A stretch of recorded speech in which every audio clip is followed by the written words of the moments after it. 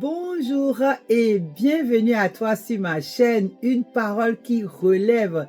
Sur cette chaîne, tu reçois des paroles d'espérance, des paroles qui te relèvent de tous les challenges du quotidien. Voilà, j'espère que tu vas bien depuis la dernière fois. Moi, je vais merveilleusement bien. Alors, je viens encore aujourd'hui parce que le Seigneur me fait grâce de te faire un nouveau partage. Donc, je suis vraiment reconnaissance à Dieu. Aujourd'hui, je te fais un nouveau partage qui est une suite logique du partage de la dernière fois sur la foi. Alors, si tu n'as pas écouté l'autre partage, il faudrait que tu écoutes. N'écoute pas celle-là avant parce que tu vas être perdu. Pour que tu aies une vision globale de ce dont on parle, je t'invite à écouter d'abord la vidéo dernière avant de venir écouter celle-ci. Voilà. Aujourd'hui, nous allons parler d'un autre sujet que j'ai appelé la démonstration de la foi dans toutes les circonstances. Est-ce que tu sais comment démontrer ta foi dans toutes les circonstances? Est-ce que tu le sais? Et si tu ne le sais pas, c'est pas grave, je vais te le dire parce que c'est l'objet de cette vidéo. Donc, dans cette vidéo, on va parler de comment démontrer sa foi. À la fin du partage, je vais te lancer un défi, un challenge pour la semaine qui vient. La Bible nous dit, « Oh, la foi est une ferme assurance des choses qu'on espère. » Une démonstration de celles qu'on ne voit pas. C'est par la foi que nous reconnaissons que le monde a été formé par la parole de Dieu, en sorte que tout ce qu'on voit n'a pas été fait des choses visibles. Hébreux 11, les versets 1 et 3. Tu te rappelles? La deuxième partie de ces versets nous dit, la foi est une démonstration des choses qu'on ne voit pas. Ce qui veut dire que la foi est invisible. La foi est au-dedans de toi, au-dedans de nous. Mais Dieu nous demande de la démontrer. Ça vient contredire un peu ceux qui disent que la foi est personnelle, la foi est intérieure, la foi est intime. Il ne faut pas le montrer, non. Dieu dit de la démontrer. Certes, la foi est intime, la foi est à ton intérieur. Mais comment on sait que tu as la foi si tu ne la démontres pas? La Bible nous ordonne de démontrer notre foi. Comment? Par des actions intentionnelles. Sinon, s'il n'y a pas la démonstration de ta foi, tu portes une foi morte. La foi, la Bible dit que la foi sans les œuvres est vaine. Voilà. Donc, je vais te donner quelques exemples, quelques actions invisibles, mais qui font du bruit dans le spirituel. Nous allons en prendre 4. Il y en a plus, mais je prends que 4 dans ce partage-là. La première action, ça va porter sur l'offense. Comment tu démontres ta foi quand tu as été trahi, quand on te critique, quand tu as vécu, subi l'injustice? Comment tu démontres ta foi? Est-ce que tu peux me le dire? Est-ce que tu peux écrire en bas de la vidéo pour nous partager? Comment tu démontres ta foi quand tu es trahi? Le monde te dit, venge-toi, ignore-le, rumine ta colère. C'est ce que te dit le monde. Mais Dieu te dit non. Si tu agis comme ça, tu agis par la chair. Tu deviens charnel. Pour agir selon la volonté de Dieu, selon l'esprit, il faut agir selon la parole. Tu as été offensé. Oui. Ça fait mal. Oui. Mais que dit Dieu de l'offense? Que dit Dieu? Dieu te dit pardonne. Tu pardonnes. Pourquoi? Parce que le pardon que tu donnes, c'est une action que tu poses. Le pardon, donner son pardon n'est pas un sentiment. C'est un geste. C'est une action que tu poses. Et oui, c'est ça qui fait différencier entre la chair, les œuvres de la chair et les œuvres de l'esprit. Au fait, c'est décider d'obéir à Jésus, à la parole de Dieu, en pardonnant. Là, tu as mal, mais Dieu dit pardonne. Voilà. Et dans le cas, poser une action dans ce cas-là veut dire peut-être que tu envoies un message à la personne qui t'a offensé ou que tu lui passes un coup de fil pour régler l'affaire. C'est-à-dire, tu exerces le pardon. Ce n'est pas un sentiment. Je ne sens pas, je ne le sens pas. Tel qu'il m'a fait là, je ne sens pas de le pardonner. Mais non, Dieu ne te demande pas de sentir quelque chose, il te demande de poser une action. Alors, je te prends une deuxième action, cette fois-ci sur le découragement. Comment démontres-tu ta foi quand tu es découragé? Quand le découragement frappe à ta porte, comment tu fais pour manifester ta foi, démontrer ta foi. Comment tu fais? Comment tu fais? Eh bien, c'est là que tu te poses la question de savoir que dit Dieu de ma situation? Que dit Dieu du découragement? Tu questionnes Dieu par sa parole. Et c'est là que tu tombes sur Ésaïe 41, verset 10 qui dit « Ne crains rien, je suis avec toi. Ne promène pas des regards inquiets. Car je suis ton Dieu. Je te fortifie, je viens à ton secours, je te soutiens de ma droite triomphante. Tu es découragé, Dieu te dit ne crains pas. Je suis avec toi, ne promène pas des regards inquiets. Il est ton Dieu, il te fortifie, il est notre Dieu, il vient à ton secours, il te soutient de sa droite triomphante. Cette parole te réconforte, tu sais que maintenant que tu n'es pas seul, que notre Dieu est là pour te fortifier, te soutenir et te tenir de sa droite triomphante. Au fait, tu as déjà triomphé du découragement avant même que tu sois rentré dedans. C'est la garantie que te donne la parole de Dieu. À condition que tu crois à cette parole-là et que tu pratiques, que tu obéis à cette parole. Tu as dit, tu vas la lire, la méditer, mais la pratiquer. Oui, c'est la pratique, l'obéissance de la parole qui t'apporte des transformations de ta situation et dans ta vie. Alors pour toi qui m'écoutes et qui a tout lâché déjà à cause du découragement ou qui est en train de vouloir tout lâcher, écoute ce que Dieu dit. Je serai avec toi comme j'ai été avec Moïse. Je ne te délaisserai point, je ne t'abandonnerai point. Fortifie-toi et prends courage. Josué 1, les versets 5 à 6. Waouh, notre Dieu est un Dieu bon. Il est bon, bon, bon.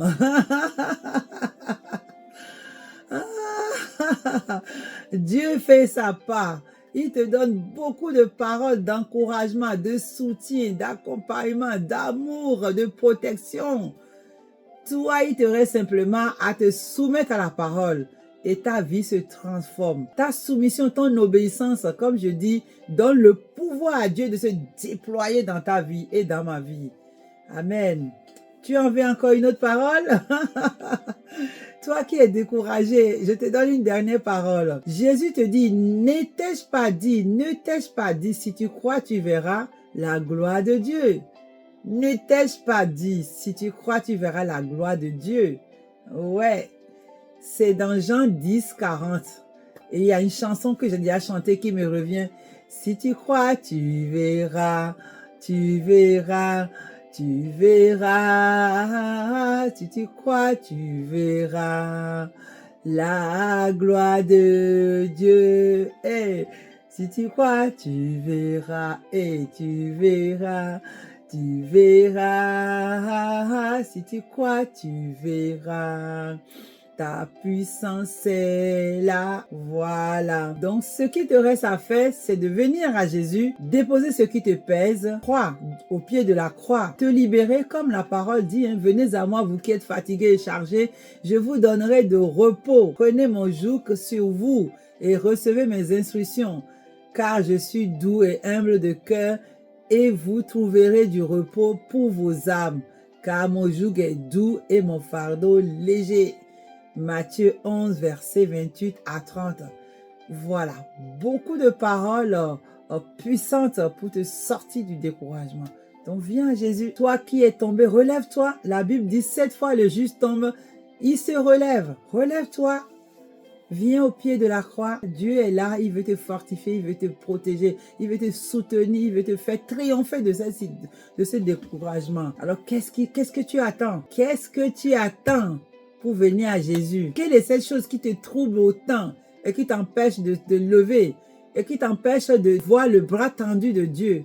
Quelle est cette chose qui perturbe ta paix? Quelle est cette chose? Lève-toi, prends courage, viens déposer tout au pied de la croix.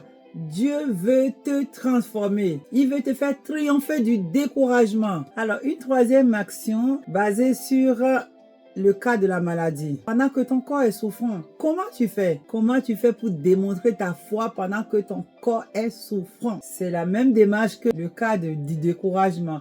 Tu poses la question à Dieu, mais que dis-tu de la maladie? Que dit Dieu de la maladie? Et là, tu prends le psaume 107, verset 20 qui dit, « Il envoya sa parole et les guérit et il les fit échapper de la fosse. » Donc, pendant que tu lis la parole, que tu médites, tu reçois ta guérison et ta parole te fait échapper de la fosse. Ésaïe 53, verset 5. Mais il est blessé pour nos péchés, brisé pour nos iniquités. Le châtiment qui nous donne la paix lui est tombé dessus et c'est par ces métissures que nous sommes guéris. Jésus a été blessé pour nos péchés parce qu'il y a des maladies qui sont dues à nos péchés. Il est déjà blessé, il a été blessé pour nos péchés. Il a été brisé pour nos iniquités. Les iniquités, c'est les péchés qui sont perpétrés. Les péchés qui sont perpétrés, ça fait déjà 1950 que je fais le même péché. Ça devient iniquité. Jésus a dit qu'il a déjà été brisé pour nos iniquités. Et le châtiment qui nous donne la paix lui est tombé dessus. C'est pas ces métissures que nous sommes guéris. Il a été frappé, flagellé, ils lui ont tiré de longs sillons dans le dos. Son dos a été déchiqueté à cause de toi et de moi, de nos fautes, de nos péchés. Mais Jésus dit que par ces métissures, nous sommes guéris. Alors voilà les gens de parole sur lesquels tu t'appuies, tu te dis mais pas les métissures de Jésus, je suis déjà guéri. Alors maladie, tu fais quoi dans mon corps? Dehors. Je suis guéri, Jésus m'a déjà guéri. Il a pris mes blessures, il a pris mes iniquités, mes maladies. Alors tu n'as rien à faire dans mon corps. Je déclare, je décrète au nom de Jésus que par le métissure de Jésus, je suis guéri. Amen. Voilà. Alors, je vais aussi te proposer autre chose. Ça, nous prenons les versets bibliques qui parlent de la situation. Mais tu peux aussi t'inspirer des récits bibliques de ceux qui ont traversé les mêmes choses. Voilà, parce qu'il n'y a rien de nouveau sur le soleil, hein. On n'est pas les premiers à avoir la foi. Les gens ont la foi depuis la nuit des temps, quoi, depuis le temps biblique. Je te prends l'histoire de la femme à la paix de sang dans Matthieu 9, versets 20 à 22. Et voici, je lis la parole, une femme atteinte d'une perte de sang depuis 12 ans s'approcha par derrière et toucha le bord de son vêtement, car elle disait en elle-même, si je puis seulement toucher son vêtement, je serai guérie. Jésus se retourna et dit, en la voyant, prends courage ma fille, ta foi t'a guérie. Et cette femme fut guérie à l'heure même. Alors, où est la démonstration de la foi de la personne? Nous allons décortiquer un peu. Première partie, elle a eu la foi. Elle s'est dit en elle-même, elle a su que Jésus passait, que Jésus peut guérir sa maladie. Alors qu'elle s'est déjà promenée dans les hôpitaux, elle a déjà dépensé son argent pendant 12 ans auprès des médecins, rien à y faire. Maintenant, elle décide dans sa tête, dans son cœur, que si elle touche Jésus, elle sera guérie. Donc, elle a décidé que, elle a pris la résolution que, ça c'est une chose. Mais elle n'a pas fait que prendre des résolutions. Elle n'a pas fait que se raconter des histoires à elle-même. Elle s'est levée. Elle s'est frayé un chemin jusqu'à toucher le bord de vêtement de Jésus. Et dans la parole, il est dit que Jésus ressentit qu'il y a une force qui l'a quitté. Et il demandait, mais une force m'a quitté, qui m'a touché? Les disciples lui disent, mais autant de monde qui t'entoure, tu es dans la foule, comment tu peux dire que quelqu'un t'a touché? Jésus dit, mais une force m'a quitté. Et la femme, dans un autre texte parallèle, la femme s'approche et dit, mais c'est moi. Et Jésus l'a dit, ta foi t'a guéri. Et la femme a été guérie instantanément. Amen. Waouh. Gloire à Dieu. Donc tu peux aussi te baser sur des récits bibliques de ceux qui ont vécu les mêmes situations que pour toi. Tu médites, tu pratiques, tu es foi que celui qui a parlé la parole de Dieu, elle est vérité et vie. Et celui qui a donné la promesse est plus puissant. Il n'est pas incapable pour pouvoir accomplir sa promesse. Et tu t'attends à lui. Voilà. Ça me fait du bien cette parole. Je me prêche à moi-même. Dieu est bon. Alors, je te prends une dernière action, cette fois-ci sur la paix. La paix quand tout va mal. Comment tu démontres ta foi quand il y a la tempête, quand le compte bancaire est rouge, quand le rapport médical est mauvais, quand une relation s'effondre? Comment tu fais pour démontrer ta foi? Rien ne va, mais Dieu dit démontre ta foi. Ta paix s'est envolée, ta paix se balade quelque part, de l'agitation à l'intérieur à cause de toutes ces situations. Mais tu dois démontrer ta foi. Mais comment? Alors, démontrer sa foi ici, ce n'est pas de nier ta réalité, hein. Le compte bancaire qui est rouge, tu ne la nies pas, hein. Le rapport médical qui est mauvais, tu ne la nies pas. une relation qui vient d'être brisée, ton petit ami qui t'a laissé, voilà, tu ne la nies pas celle-là, non, tu ne nies pas la situation. Et regarde, Jésus par exemple, avec l'histoire de la tempête apaisée, quand Jésus était dans la barque, lui il est tranquille, il y a le vent qui souffle, la tempête, il arriva à dormir tranquille. Mais les disciples étaient agités, ils avaient peur, ils l'ont réveillé. Et ils ont dit, ne vois-tu pas que nous sommes en train de périr? Quand Jésus s'est levé, il a dit, stop, silence tempête. Et la tempête s'est arrêtée. La tempête s'est arrêtée. Pourquoi? Parce qu'il a confiance en Dieu. Il a confiance en ce pouvoir que Dieu lui a mis dans le cœur pour pouvoir terrasser les situations mauvaises. Alors, la démonstration de la foi, quand tout va mal, au fait, c'est de refuser l'inquiétude. Tu démontres ta foi en refusant l'inquiétude. C'est peut-être dans la tempête, dans la peur, prendre un temps de louange. Dans le chaos, tu loues Dieu. Ça s'appelle rendre des sacrifices d'action de grâce. Et en plus, la Bible dit que Dieu siège au milieu des louanges. Et rappelle-toi de l'histoire de Paul et Silas en prison. Hein. Ils sont en prison, mais en beau milieu de la nuit, ils étaient en train de louer le Seigneur, louer le Seigneur. Est-ce qu'il y avait une occasion de louer en prison? Non. Et la Bible nous dit que les chaînes sont tombées. Les portes de prison sont ouvertes, ils sont sortis. Rien qu'en louant Dieu. Donc, la démonstration de la foi, quand tu as peur, quand il y a de l'agitation, quand tout va mal, c'est de louer le Seigneur, par exemple. C'est de dire que Dieu est bon, d'honorer Dieu, de lever Dieu au-dessus de la situation. Tu es grand, tu es puissant, tu es élevé au-dessus de ma situation. Rien ne t'est impossible. C'est par exemple de faire ça, de vénérer Dieu, de le louer, de le lever au-dessus de la situation. Tu es en train de pleurer, mais tu élèves Dieu, tu élèves Dieu, tu élèves Dieu au-dessus de la situation. Et là, le Dieu de l'impossible descend.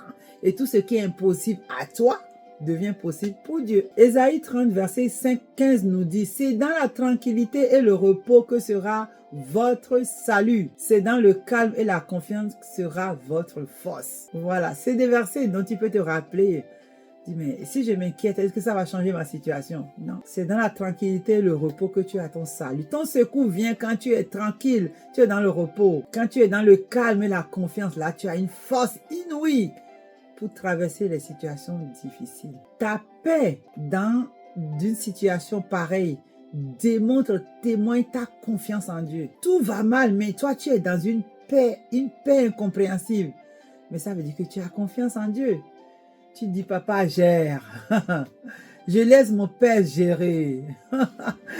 Dieu est plus fort, plus puissant que ma situation. Papa, gère simplement, je suis tranquille.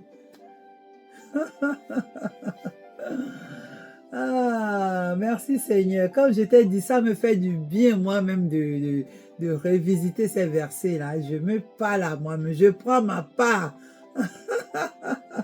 Alors, peut-être pour toi qui m'écoutes, aujourd'hui tu te sens fatigué, tu es déçu, tu es perdu. Tu te demandes même à quoi vaut la peine de croire. Lucienne, tu me dis de croire.